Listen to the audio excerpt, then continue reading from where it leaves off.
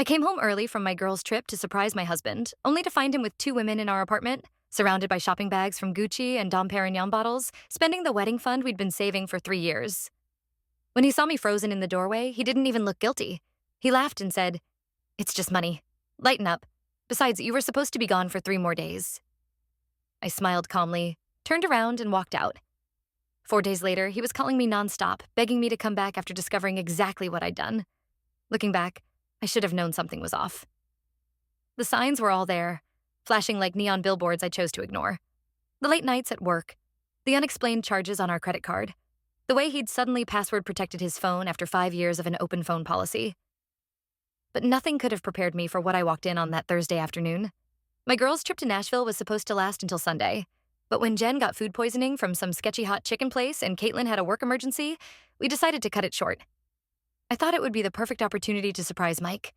Maybe order his favorite Thai food, open some wine, finally have that conversation about our wedding venue that he'd been avoiding for weeks. I took an Uber from the airport, practically giddy with excitement.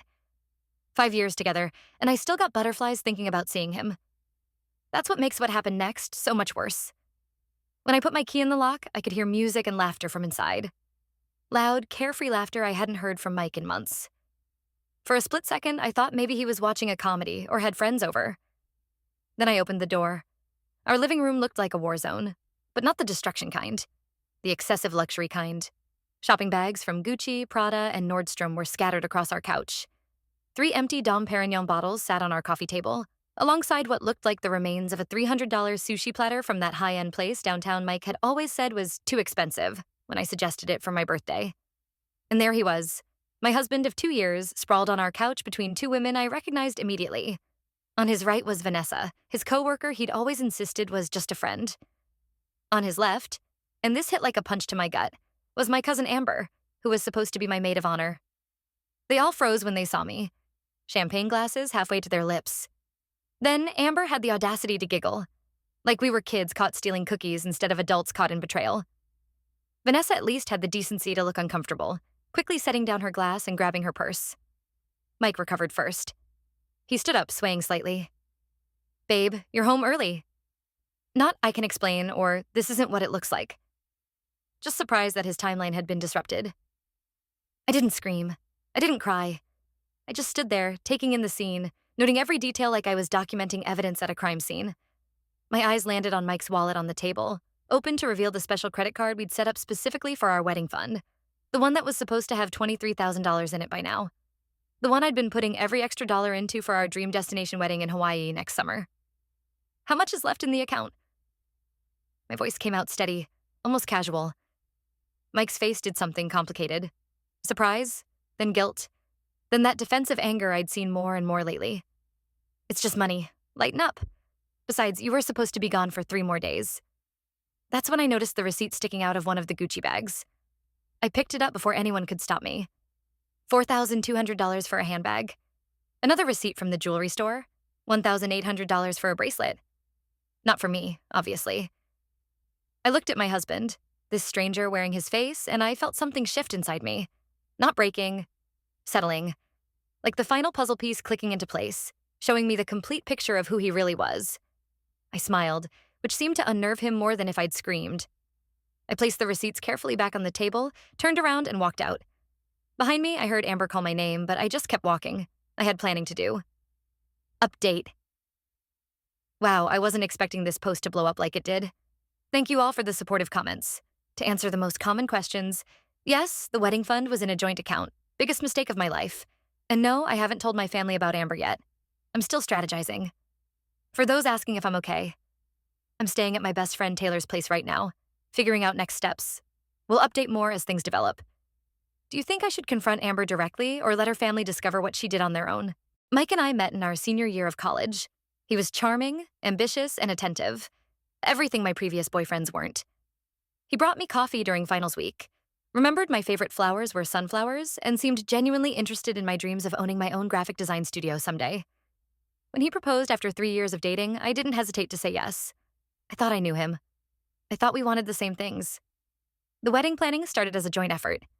We both agreed on a destination ceremony in Hawaii, a place that had special meaning for me since my late grandparents had lived there. I created a special savings account, and we committed to putting away whatever we could each month. Or at least I did. Looking back, Mike's contributions were sporadic at best, always with an excuse about a temporary cash flow issue or an unexpected expense.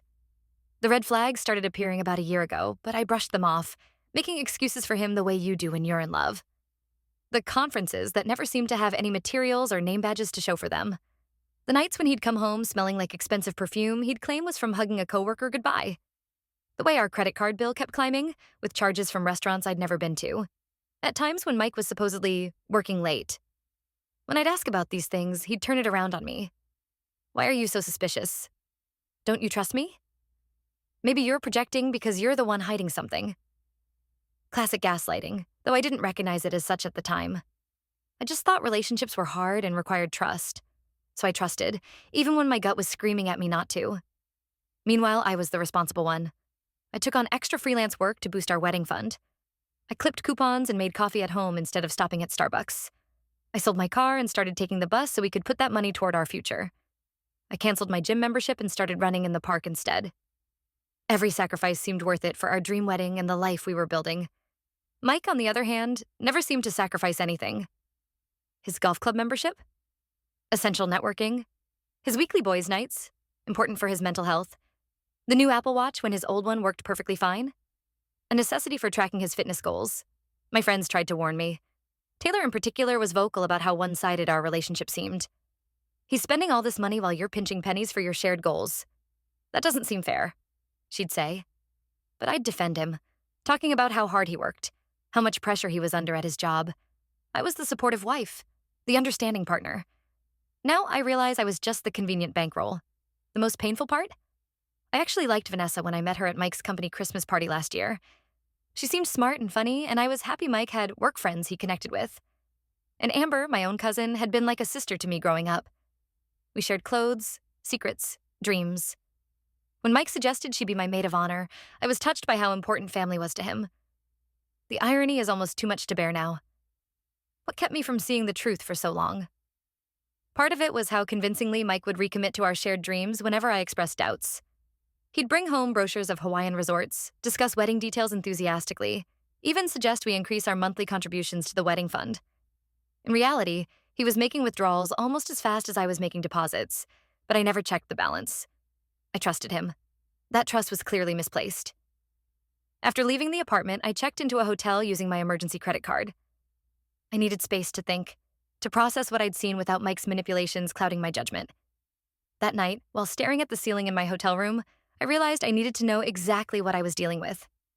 The next morning, I logged into our online banking account. What I found made me physically ill. Over the past 6 months, there had been regular withdrawals from our wedding fund. $500 here, $1,000 there. Always on days when I was working late or out of town.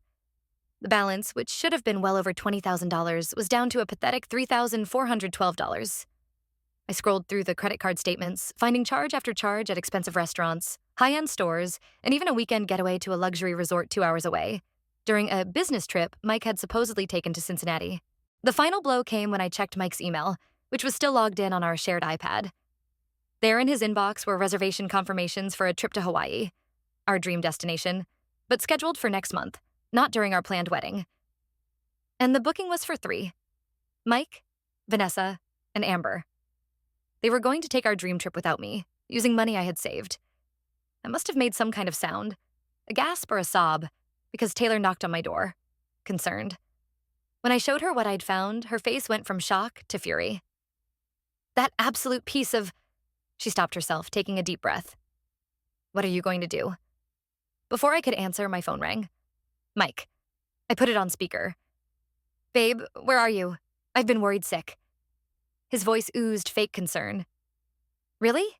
You seemed pretty comfortable yesterday. I replied, keeping my tone neutral. That was nothing. Vanessa and Amber were just helping me plan a surprise for you. For our anniversary. I almost laughed. Our anniversary was 8 months away. A surprise that required Dom Perignon and Gucci bags? You're overreacting. They're just friends. Amber's your cousin, for God's sake. You really think I'd do anything with her? The fact that he immediately went there when I hadn't even accused him of anything physical told me everything I needed to know. Where are you? He demanded. Come home so we can talk about this like adults. I'll be back tomorrow. I lied. I need some space. After hanging up, I checked my email and found something that shattered whatever tiny sliver of doubt remained. The venue in Hawaii that we'd been looking at had sent a cancellation confirmation. The deposit, $5,000 of my hard-earned money, had been refunded weeks ago. Not to our joint account, but to Mike's personal account that I didn't have access to. He had canceled our wedding venue without telling me. I felt like I couldn't breathe. The room spun around me as the full weight of the betrayal crushed down. This wasn't just about the money. This was about our future, our dreams, the life we'd planned together. All of it. A lie. Update. Thanks for all the advice and support. I've been documenting everything and talking to a lawyer friend about my options. Turns out the law is on my side more than I expected. To those asking about the joint account, yes, I've already taken steps to protect what little is left. The hardest part has been keeping this from my family. I don't want to cause drama with Amber's parents, my aunt and uncle, but at some point the truth has to come out. Is it wrong that part of me wants to expose everything at the next family gathering where everyone is present? That night, I sat alone in Taylor's spare bedroom, surrounded by the few belongings I'd grabbed from our apartment when Mike was at work. Among them was our wedding planning book, a beautiful leather-bound journal my mother had given us when we got engaged. I flipped through the pages, looking at fabric swatches, location photos, menu ideas. All these dreams we'd supposedly shared. I ran my fingers over a photo of the Hawaiian beach where we were going to say our vows, and something inside me shifted. The tears stopped. The shaking in my hands stilled. In their place came a clarity I hadn't felt in years. This wasn't just about Mike's betrayal, or the lost money. This was about me. About how I'd dimmed my own light to make room for his shine. How I'd compromised and sacrificed while he took and took. How I'd ignored every warning sign because I was so committed to the story I'd told myself about our relationship. I closed the wedding book and took a deep breath. For the first time since walking in on that scene, I felt something other than pain. I felt resolve, determination. And yes, a cold, calculated anger that surprised me with its intensity. I wasn't going to scream or throw things. I wasn't going to beg for explanations or second chances. I wasn't going to play the devastated victim, though that's exactly what I was. Instead, I was going to be strategic, methodical. I would make sure that Mike, Vanessa, and especially Amber understood exactly what they had done and what it would cost them. I got up and found a notebook. At the top of the first page, I wrote, "The plan." Then I began to list every step I would take, every piece of evidence I needed to gather, every person I needed to talk to. I worked through the night, fueled by a strange, calm energy I'd never experienced before. By morning, I had my roadmap. I would pretend things were somewhat normal while I gathered evidence and prepared. I would be civil but distant with Mike, making him think there was a chance to fix things while I got my affairs in order. I would consult with a real lawyer, not just my lawyer friend, to understand my options. And then, when everything was in place, I would execute the final phase of my plan. For the first time since this nightmare began, I smiled. Not the forced smile I'd given Mike in our apartment, but a real one. The smile of someone who's finally seeing clearly after years in the fog. The next 3 weeks were a masterclass in restraint. I moved back into our apartment, sleeping in the guest room while telling Mike I needed time to process. He seemed relieved that I wasn't leaving him immediately and took it as a sign that he could win me back. He began a campaign of performative remorse. Flowers delivered to my workplace, tearful late-night apologies, promises to make things right. I accepted it all with a neutral expression, never committing to forgiveness but never shutting him down entirely. Every time he apologized, I would nod and say, "I'm still processing." Every time he asked if we were okay, I would say, "I need more time." Meanwhile, I was documenting everything. I set up a private consultation with a divorce attorney who confirmed what I suspected. Since I could prove that Mike had misused our joint funds for non-marital purposes, lawyers speak for blowing our savings on other women, I had a strong case for recovering those assets in a divorce. I started the paperwork but didn't file yet. Timing would be crucial. I also opened a new individual bank account at a different bank and began transferring my personal funds there. I collected copies of all our financial statements, photographed the receipts from Mike's shopping spree, and took screenshots of the incriminating emails. I backed everything up in multiple places, making sure Mike couldn't delete the evidence. The trickiest part was dealing with my family. Amber had texted me multiple times, her messages growing increasingly desperate. "It's not what it looked like. I can explain. Please don't tell Aunt Linda." I didn't respond to any of them. Instead, I called my parents and told them I needed to have a family dinner at their house. A big one with all the extended family invited. I said I had important news to share. They assumed I was pregnant and happily started planning. Mike was suspicious about the family dinner. "Why now?" he asked. And why everyone? We haven't even fixed our issues yet. I gave him my most reassuring smile. That's actually why I want to do this. Being around family always reminds me what's important. I think it could help us reconnect. He seemed to buy it, even looking hopeful. So we're working things out? We're working on something, I said vaguely. The night before the family dinner, I made a final preparation. I knew Vanessa and Amber had been in regular contact with Mike. I'd seen the text notifications on his phone when he thought I wasn't looking. I composed a message to both of them from Mike's phone while he was in the shower. Family dinner tomorrow night at in-laws. Would mean a lot if you could both be there as we share some important news. Arrive at 7:30, not earlier. It's time everyone knew the truth. Then I deleted the messages from his sent folder. Both women confirmed they would come, clearly assuming Mike wanted to go public with whatever arrangements they had. The day of the dinner arrived. My mother had outdone herself, preparing all my favorite foods. The house was full. My parents, my brother and his wife, my aunt and uncle, Amber's parents, and various other relatives who'd been able to make it on short notice. Mike was nervous, but putting on a good show, helping set the table and charming my mother as always. At 7:20, I connected my laptop to the TV, explaining I had a slideshow of our Hawaii plans to share after dinner. At 7:30 on the dot, the doorbell rang. I gestured for Mike to get it, watching as the color drained from his face when he opened the door to find Vanessa and Amber standing there. What are they doing here? He hissed at me. I smiled sweetly. You invited them, remember? Check your sent messages. His eyes widened as he fumbled for his phone, but it was too late. My aunt had already spotted her daughter and was calling out, Amber! What a surprise. Come in, come in. The confusion on everyone's faces was palpable as Vanessa and Amber awkwardly entered the dining room. My mother, ever the gracious hostess, quickly set 2 more places, though she shot me a questioning look. Now that everyone's here, I said, standing up, I'd like to share that important news I mentioned. Mike grabbed my arm. What are you doing? He whispered frantically. I gently removed his hand. Just telling the truth. I walked to the laptop and pulled up the first slide. A screenshot of our wedding fund account showing the original balance and then the depleted one. As many of you know, Mike and I have been saving for our Hawaii wedding for 3 years. I've been putting aside everything I could. Unfortunately, the wedding is canceled. Not because we couldn't afford it, but because the money was spent on other things.